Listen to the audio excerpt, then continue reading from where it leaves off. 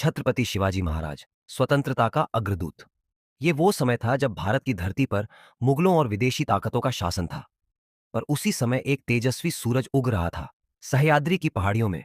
नाम था शिवा, जो आगे चलकर बना छत्रपति शिवाजी महाराज। एक असाधारण बालक की जन्म कथा। 19 फरवरी 1630। शिवनेरी का किला।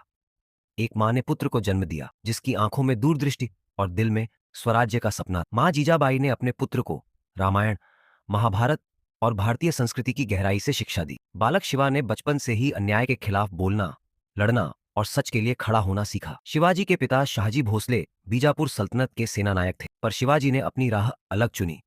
उनका सपना था एक हिंदवी स्वराज्य, एक ऐसा राज्य जो न्याय, धर्म और संस्कृति पर आधारित हो।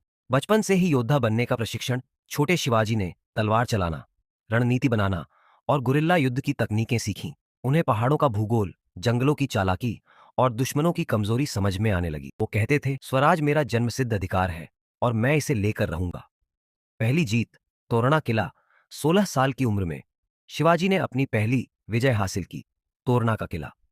यह कोई साधारण जीत नहीं थी, यह एक संदेश था कि अब भारत की धरती पर एक नया राजा जन्म ले चुका है। इसके बाद उन्होंने एक एक कर कई किलों पर अधिकार किया। राजगढ़, कोंढाणा, जिसे बाद में सिंहगढ़, पुरंदर और प्रतापगढ़। अफजल खान का वध, चतुराई और साहस का संगम। मुगल साम्राज्य और बीजापुर को जब शिवाजी की शक्ति का एहसास हुआ तो उन्हें रोकने के लिए अफजल खान को भेजा गया। अफजल खान बलशाली, चालाक और क्रूर था। प्रतापगढ़ के जंगलों में जब शिवाजी और अफजल खान की मुलाकात हुई तो अफजल खान ने धोखे से शिवाजी पर हमला किया, लेकिन शिवाजी तैयार थे। उन्होंने बागनक से अफजल खान को मार गिराया। यह लड़ाई शिवाजी की चतुराई और साहस का प्रतीक बन गई। सिंहगढ़ का युद्ध, तानाजी का बलिदान। 1670। शिवाजी को कोंढाणा वापस चाहिए था। इस युद्ध की जिम्मेदारी दी गई तानाजी मालुसरे को।